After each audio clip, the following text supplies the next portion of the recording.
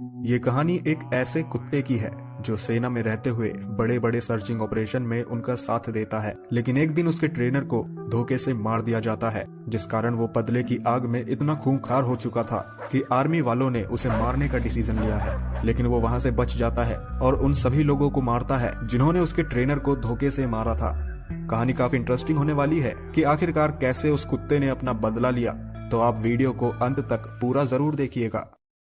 Movie की शुरुआत में यूएस मिलिट्री को एक सर्चिंग डॉग मैक्स के साथ दिखाया जाता है, जो कांधार के एक छोटे से गांव में सर्च ऑपरेशन करने आए थे। गांव वाले यूएस आर्मी का बहुत विरोध करते हैं, लेकिन इसके बावजूद भी मैक्स एक कमरे में जाकर जमीन को सूंघने लगता है, जिससे आर्मी वालों को शक हो जाता है।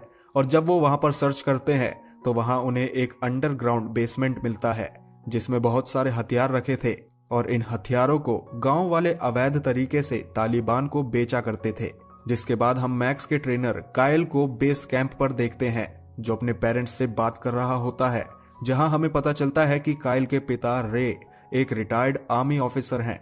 तभी कायल को उसके सुपीरियर्स अपने ऑफिस में बुलाते हैं और उसे बताते हैं कि हमने जो हथियार गांव से पकड़े थे उनकी संख्या कम है और उन्हें लगता है कि ये हथियार उनके ही लोग चोरी कर रहे हैं।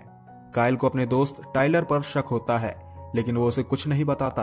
और जब अगले दिन वो दोनों पेट्रोलिंग पर होते हैं तो कायल टाइलर से कहता है कि मुझे पता है कि तुमने ही कैंप से हथियार चोरी करके उसकी स्मगलिंग की है, लेकिन तुम्हें अब ऐसा नहीं करना चाहिए। लेकिन टाइलर माफी मांगने के बदले कायल से ये कहता है कि तुम्हें सिर्फ अपने मिशन पर ध्यान देना चाहिए। तभी मैक्स को ये एहसास होता है कि आगे खतरा है, लेकिन टाइलर उसे आगे बढ़ने का आदेश देता है और तभी एक जोरदार धमाका होता है। कायल तुरंत अपने कुत्ते को बचाने के लिए उसकी तरफ दौड़ता है और टाइलर को कवर फायर करने के लिए कहता है, लेकिन टाइलर जानबूझकर उसे अकेला छोड़ देता है और खुद एक सुरक्षित जगह पर छिप जाता है। एज ए रिजल्ट इस गोलीबारी में कायल की मौत हो जाती है। और जब ये खबर उसके घर वालों को पता चलती है तो वो एकदम से टूट जाते हैं। और जब अगले दिन वो सभी चर्च में कायल के अंतिम संस्कार के लिए प्रार्थना कर रहे थे तो वहां मैक्स को भी लाया जाता है। मैक्स के लिए कायल ही सब कुछ था, लेकिन अब वो मर चुका है, जिससे मैक्स बिल्कुल अकेला हो गया है। मैक्स शांति से उसके ताबूत के पास जाकर बैठ जाता है और जब सेरेमनी खत्म होने के बाद आर्मी वाले उसे अपने बेस कैंप ले जाने की कोशिश करते हैं तो मैक्स उनकी बात नहीं मानते हुए गुस्से से उसकी तरफ भौंकता है और जस्टिन को देखते ही शांत हो जाता है। दरअसल जस्टिन का चेहरा उसके भाई कायल से मिलता था, इसलिए मैक्स कहीं ना कहीं उसे कायल समझ रहा होता है। लेकिन जस्टिन को कुत्ते बिल्कुल भी पसंद नहीं थे, इसलिए वो मैक्स को इग्नोर करते हुए वैन तक ले जाने में आर्मी वालों की मदद करता है। अगले दिन जब जस्टिन को अपने भाई की याद आ रही होती है तो वो उसके कमरे में जाकर उदास हो जाता है। तभी उसके पिता रे वहां पर आते हैं और जस्टिन को कंसोल करते हैं, लेकिन जस्टिन का मानना था कि उसके पिता के कारण ही उसकी भाई की मौत हो गई, क्योंकि वही चाहते थे कि उसका बेटा आर्मी ज्वाइन करे। और इस बात को लेकर उन दोनों में बहस हो जाती है। तभी उसकी मां पामेला वहां आती है, जो उन दोनों को बताती है कि आर्मी वालों ने मैक्स को मारने का डिसीजन लिया है। और वो सभी बिना समय गवाए डॉग शेल्टर जाते हैं, जहां एक कर्मचारी उन्हें बताता है कि कायल के मौत से मैक्स को सदमा लगा है और अब वो किसी भी तेज आवाज को सुनकर हिंसक हो जाता है, जिस कारण अब उसे कंट्रोल करना नामुमकिन है और इसलिए उन्होंने इसे मारने का फैसला किया है। लेकिन जब जस्टिन उसके पास जाता है तो वो बिल्कुल शांत होकर जमीन पर बैठ जाता है और जब जस्टिन उसे अपने ऑर्डर फॉलो करने के लिए कहता है तो वो ठीक वैसा ही करता है। जस्टिन और मैक्स के इस फ्रेंडली बिहेवियर को देखकर वो सभी मैक्स को अडॉप्ट करने का डिसीजन लेते हैं। जब सभी घर आते हैं तो रे उसे घर से बाहर बांधने का डिसीजन लेता है, क्योंकि मैक्स बहुत ही खतरनाक हो चुका था, लेकिन वो सभी ऐसा करने के लिए मजबूर थे।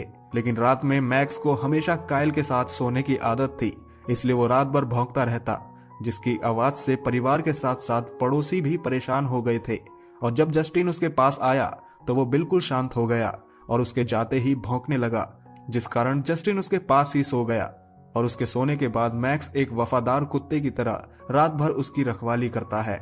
और जब अगले दिन जस्टिन जागता है तो वो अपने दोस्त चॉय से मिलने जाता है। वहां वो उसकी एक कजिन सिस्टर कारमेन से भी मिलता है, जिसे कुत्ते बहुत ज्यादा पसंद थे। और जब उसे पता चलता है कि जस्टिन के पास एक आर्मी डॉग है तो वो जस्टिन से कहती है कि अगर तुम चाहो तो मैं तुम्हारे घर आकर मैक्स को कंट्रोल करने के तुम्हें कुछ ट्रिक्स बता सकती हूँ। जब कुछ समय बाद चॉय और कारमेन वहां आते हैं तो कार्मेन जस्टिन को कुछ ट्रिक्स बताती है कि किस तरह कुत्तों को पास जाकर उसे कंट्रोल करते हैं।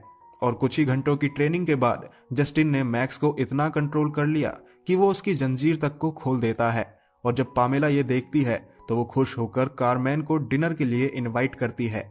वहीं रात में जब सभी डिनर कर रहे होते हैं तभी मैक्स अग्रेसिव होकर जोर जोर से भौंकने लगता है और हम टाइलर को दरवाजे पर देखते हैं। पामेला और रे अपने बेटे के सबसे अच्छे दोस्त को देखकर बहुत खुश होते हैं। रे के पूछने पर टाइलर बताता है कि वो एक लड़ाई में घायल हो गया था, जिस कारण कुछ दिन की छुट्टी के लिए वो घर आया है। और जब कुछ समय बाद वो सभी टाइलर को मैक्स के पास ले जाते हैं तो वो एक बार फिर गुस्से में जोर जोर से भौंकने लगता है, यहाँ तक कि वो अपनी चेन को तोड़कर टाइलर पर हमला कर देता है। लेकिन जस्टिन और कार्मेन सही समय पर उसे रोक लेते हैं। मैक्स को देखकर ऐसा लग रहा होता है जैसे वो अभी तक काइल की मौत को भूल नहीं पाया है और टाइलर से उसकी मौत का बदला लेना चाहता है। अगले दिन जस्टिन मैक्स को लेकर अपने दोस्तों के पास जाता है और वो सभी वहां बहुत मजे करते हैं। लेकिन जब जस्टिन घर आता है तो वो वहां पिंजरे को देखकर हैरान हो जाता है। जस्टिन के पूछने पर उसकी मां पामेला उसे बताती है कि ये तुम्हारे पिता ने मंगवाया है, क्योंकि वो नहीं चाहते मैक्स दोबारा किसी पर हमला करे, जैसा उसने पिछली रात टाइलर पर किया था। उसी रात जस्टिन मैक्स को पिंजरे में बंद करके अपने पूरे परिवार के साथ परेड देखने आया है, जहां परेड खत्म होने के बाद आतिशबाजी भी होती है। जस्टिन को वहां मैक्स की फिक्र होने लगती है और जब वो उसे देखने घर आता है तो वो देखता है कि मैक्स पटाखों की आवाज से काफी डरा हुआ है। जस्टिन उसे बाहर भी निकालने की कोशिश करता है, लेकिन वो अपनी जगह से 1 इंच भी नहीं हिलता। आखिरकार जस्टिन उसे शांत करने के लिए खुद ही पिंजरे में जाकर उसके पास बैठ जाता है।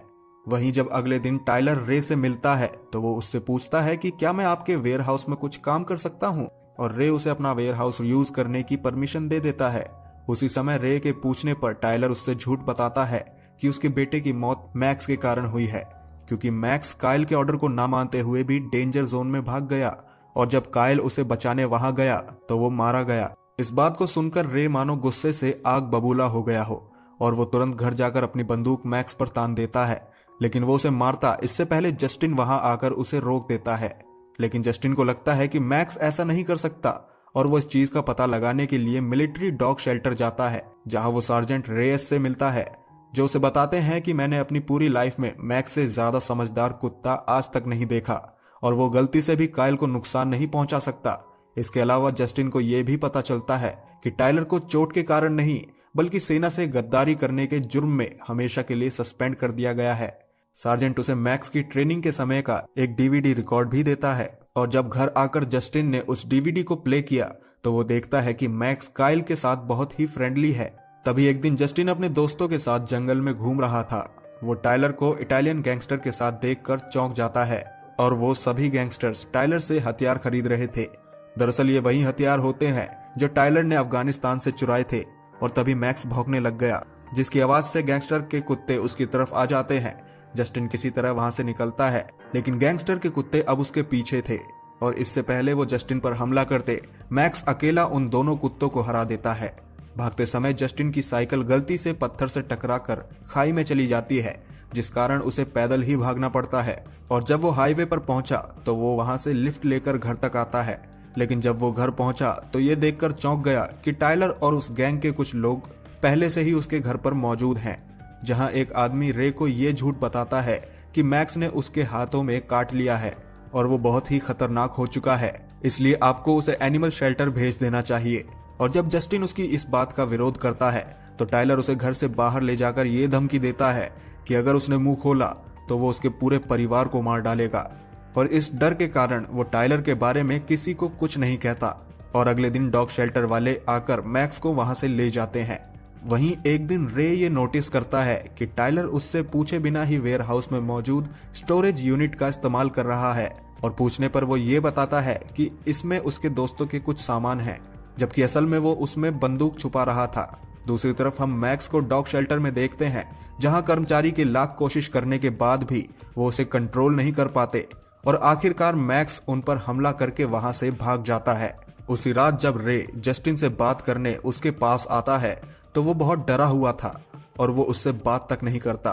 रे समझ जाता है कि जस्टिन जरूर कुछ छुपा रहा है, जिसके बाद रे अपने वेयर हाउस में जाता है, जहां वो टाइलर को देखता है जो स्टैक के साथ मिलकर इलीगल बंदूकों की स्मगलिंग कर रहा था और वो उससे कुछ कहता इससे पहले टाइलर का दोस्त रे पर बंदूक तानते हुए उसे किडनैप कर लेता है। दूसरी तरफ पामेला को रे का एक वॉइस मेल मिलता है जिसमें रे कहता है कि आज रात वो हंटिंग हाउस में रुकेगा, जबकि उसके पास कोई भी हंटिंग हाउस नहीं था। तभी मैक्स वहां आ जाता है जिसे देखकर पामेला और जस्टिन बहुत खुश होते हैं। जिसके बाद जस्टिन मैक्स को लेकर अपने दोस्त चॉय के घर जाता है, जहां वो चॉय और कार्मेन को बताता है कि उसे शक है टाइलर ने उसके पिता को किडनैप कर लिया है और वो सभी रे को ढूंढने निकल पड़ते हैं। और जब जस्टिन अपने पिता के वेयर हाउस में पहुंचता है तो वो देखता है कि वहां के स्टोरेज यूनिट का ताला टूटा हुआ है, लेकिन रात भर ढूंढने के बावजूद भी रे कहीं नहीं मिलता। और तभी जस्टिन टाइलर को उसके ग्रुप के साथ कुछ गैंगस्टर से डील करते हुए देखता है, जहां टाइलर ने अपनी गाड़ी में रे को बंद कर रखा था। कार्मेन तुरंत पुलिस को स्मगलिंग के बारे में सूचना देने जाती है, जबकि जस्टिन और चॉय उस पर नजर रखते हैं, लेकिन दुश्मन कुत्तों को उन लोगों की मौजूदगी का एहसास हो जाता है और वो उन्हें पकड़ने के लिए उनकी तरफ आते हैं। लेकिन इस बार भी पिछली बार की तरह मैक्स एक बार फिर उन दोनों कुत्तों को अकेला हरा देता है। इसलिए उन लोगों को पकड़ने टाइलर खुद अपने दोस्तों के साथ उनके पीछे जाता है और मौका देखकर रे स्टैक पर हमला करके खुद को छुड़ा लेता है। और तभी जस्टिन और मैक्स भी वहां पहुंच जाते हैं। जस्टिन को देखकर रे इमोशनल होकर गले लगा लेता है, लेकिन खतरा अभी टला नहीं था। इसलिए वो दोनों प्लान बनाते हैं कि हमें अलग अलग रास्तों पर जाना होगा, जिससे टाइलर कंफ्यूज हो जाए। और जब स्टैक को होश आता है तो वो गाड़ी से उन दोनों को ढूंढने निकल पड़ता है, जहां उसकी नजर रे पर पड़ती है, लेकिन वो उसे कुचलता इससे पहले रे उस पर गोलियां चला देता है, जिससे कार डिसबैलेंस होकर खाई में गिर जाती है। वहीं दूसरी ओर टाइलर जस्टिन को पकड़ने में कामयाब हो जाता है और वो जस्टिन पर बहुत ज्यादा गुस्सा था क्योंकि उसके कारण उसकी ये डील कैंसिल हो गई थी। लेकिन वो उसे गोली मारता इससे पहले मैक्स वहां आकर टाइलर पर हमला कर देता है, जिससे वो दोनों ब्रिज से नीचे गिर जाते हैं और टाइलर मारा जाता है। तभी कार्मेन भी पुलिस को अपने साथ लेकर वहां पहुंच जाती है, जो बाकी बचे टाइलर के दोस्तों को पकड़ लेते हैं। वहीं अगले सीन में हम जस्टिन को मैक्स के साथ काइल की कब्र पर देखते हैं और वो उसे मैक्स को देने के लिए धन्यवाद कहते हुए पहली बार सल्यूट करता है। और जब वो घर पहुंचता है तो देखता है कि मैक्स का पिंजरा वहां से गायब है। जस्टिन के पूछने पर रे उसे बताता है कि अब से मैक्स को पिंजरे की जरूरत नहीं है और अब वो हमारे साथ एक परिवार के सदस्य की तरह इस घर में रहेगा। अब तुम लोग गलती से अगर नए हो तो सब्सक्राइब करो, वो जो लाल वाला बटन है उस पर अपने जीजा जी फेंक के मारो या फूफा जी, मुझे नहीं पता, बस क्लिक हो जाना चाहिए।